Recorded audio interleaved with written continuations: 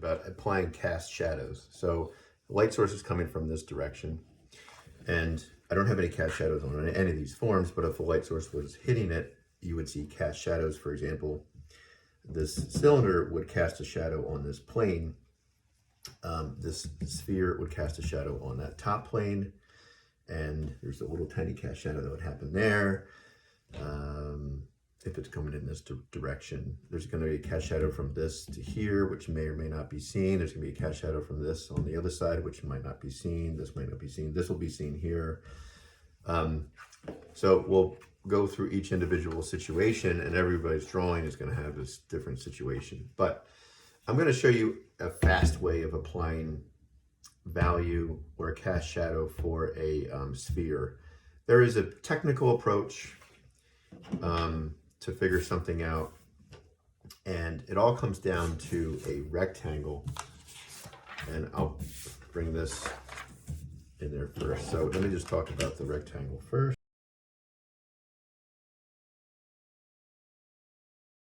This is our just a regular old cuboid. So another piece of paper.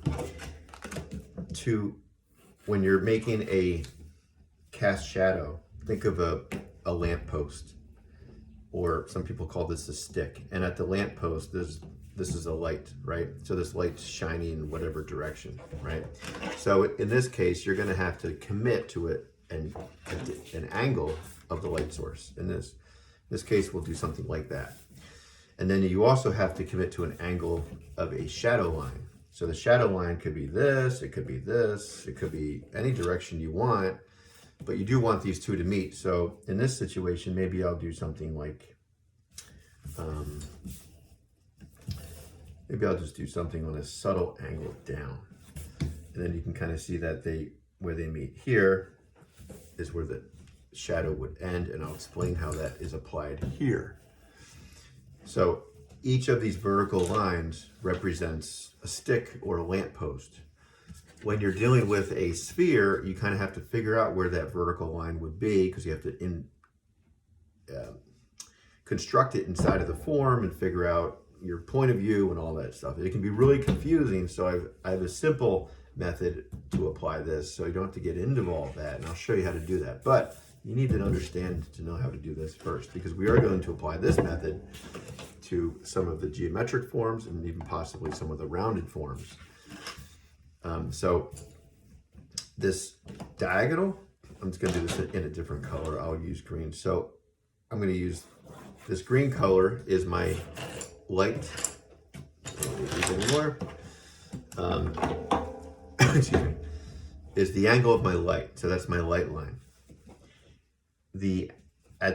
And this is the post. This is the lamp post. So the lamp posts are the four corners. And now I'm going to go with my diagonal line here. And I invented that. I made it a little more severe than that one. And that is where the light ends, or the shadow ends. And I'll explain that in a second. I'm not going to apply this to this stick here or light lamp post. Let's just call it a lamp post, because it's going to go inside the form. And if it's going inside the form, then it's not going to create a shadow. It needs to create a shadow casted by the form, because the light source is hitting this and angling it this way. If this shadow line was different, or the light line was different, then yes, I could get a shadow going in this direction. But for now, I'm not. So the next thing I'm going to do is use my sliders here, and I'm going to slide this angle over to the next stick.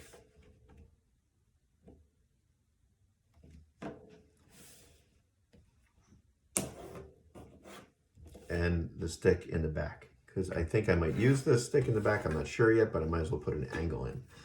The next thing I'm going to do is I'm basically putting both the sunlight line and the shadow line on the three sticks I'm using. I'm going to put one here in the back, and that's why I made it transparent, because I think it's going to come back circle there. So what I'm going to do next is I'm going to put a dot on each one of these intersections of, basically this is just a triangular form or shape that it creates. And at the end of that triangle shape, I'm going to connect those dots. So then I get my ruler here, and I connect this dot to this dot. It just so happens that it's parallel to the purple line there. Then I'm going to connect this dot to this dot, which should be parallel to this line here, and this line, this line, this line. And that is basically the shadow, and all I got to do is just fill this baby in. And once I do that, it makes a lot more sense that this is the shadow.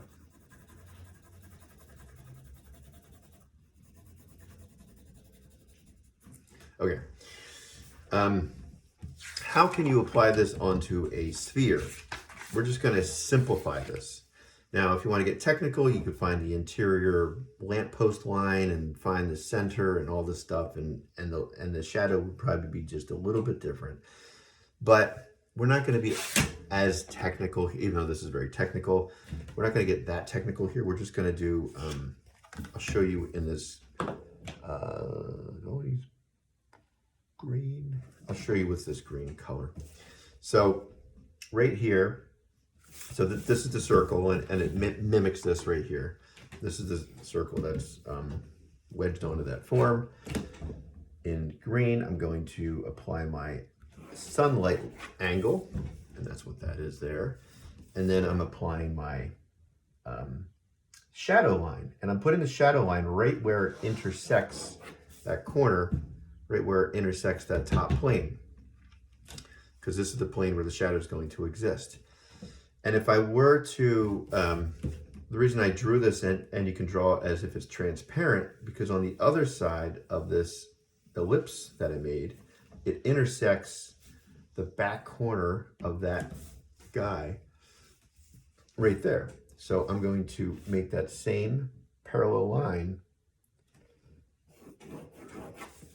on the other side, because the shadow is going to exist there. The next thing I'm going to do is I'm going to connect, this gets a little technical, but I'm going to connect these 2 points where they intersect, okay? The reason I'm doing that, it's going to help me somewhat find my center. I'm just trying to find the center of that line, and I'm going to guesstimate that it's right there. Once I find the center of this line, I can take it out in the same direction as my shadow lines. And I just take it out here. When it intersects this line here, that's going to be the end of the shadow. You could bring the shadow all the way out to here if you want to make this the end of the line. Your shadow is going to be pushed out further, but that's fine. For now, let's just go with this. And then after that, then you're going to draw. So this would be, before I go on any further, parallel to this line that you made, I'm going to make a line right here where that line intersects this line. And now I'm going to draw this shape. Basically, it goes up, it hits that point, because this is a rounded form, so it's going to create this kind of rounded shape. And then it comes back to the other side. And then I'm just going to fill that shadow in.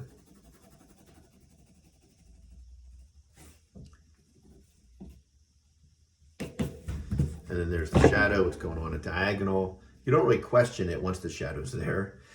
I could probably also bring the shadow out to here. It depends on what the other shadows look like. And then I could probably do the same thing, and it would just be a longer shadow, as you can see there.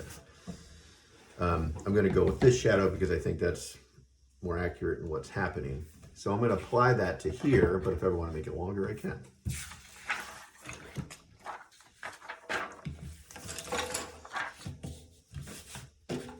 So the diagonal line,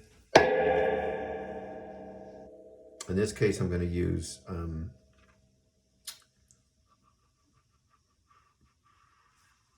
what color? I'm going to use purple because it's the only color I haven't used for my light line. So this is my light line right here. I'm just going to throw in an angle. Now, all of my angles will have to be relevant to that line. They all have to be parallel to that line. All of my sunlight angles for this, because this is a parallel line drawing. I'm not using perspective, it's just a parallel line drawing. And in this case, I'm going to use an angle that isn't horizontal, it's not down, it's just a little bit of a diagonal here. So I'm going to angle it down to about right here.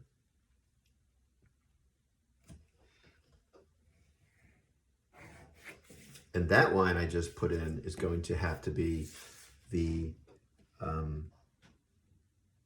consistent with all the other shadow lines. And that only exists on top of flat planes. You don't use the shadow line on the side planes. I'm going to protect my drawing so I don't smear with a piece of paper here. And the next thing I'm going to do is I'm going to angle, or because I drew everything transparent, you can kind of see this orange line in the background, and it intersects this other line right here. So what I'm going to do is I'm going to connect those 2 points using my transparent ruler here. I'm just putting a light line in. I'm not making it super dark. And what I'm going to do is I'm going to find my center, which I already have my center because I made my center line with the ellipse. So I already have my center, which is great. I can just utilize that. And now I'm going to pull out from center, making the line parallel to this guy. So I'm going to have to use my slider. Do not guess. You're this deep into the drawing. Use the slider. Otherwise, it's never going to work the way you want it to. All right, so I'm going to slide this up to there. Put my line in. When it intersects this guy right here, that's what's most important. I should have also put this line in back there. I'm going to do that now.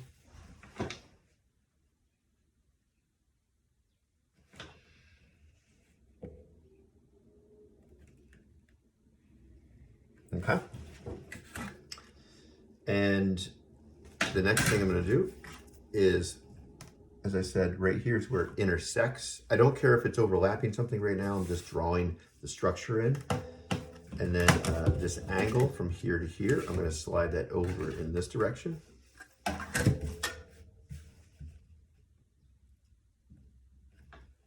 Until I reach that dot right there that I made. And I'm going to put a line right there. So my shadow will live in here. And this is the high point. And so I'm just going to kind of draw basically like a rounded shape. And I did that with my purple pencil. And now I'm going to fill it in with a value. And the value, because, and this is another important thing. Let me just draw this in a little bit more clearly so you guys can see what the heck I'm doing.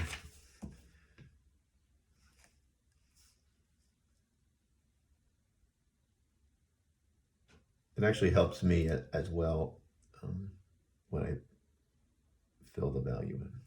So there, you can see that's going to be the shadow. I did all that work to figure out where that's going to go.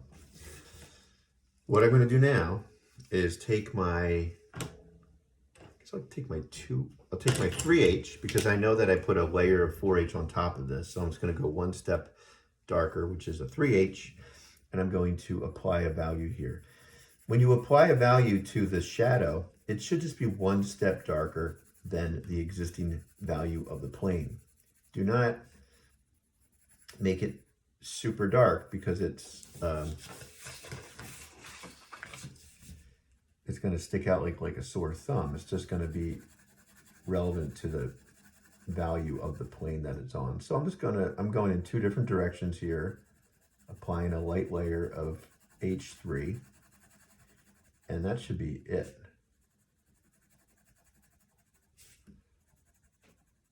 I can always go back and add more later if I want to, if I feel it's not dark enough. But for now, I'm just kind of keeping it cool and laying off. So that's it. That is the shadow angle. And as you can see, the center of this is right here, and that's the direction of the shadow line. This line here helped me figure out where the center of that would be. If I wanted to get technical, I could have found this the center line here and then made a line, and the shadow may have been a little shorter, but not a big deal. All right, I will make more videos about other objects.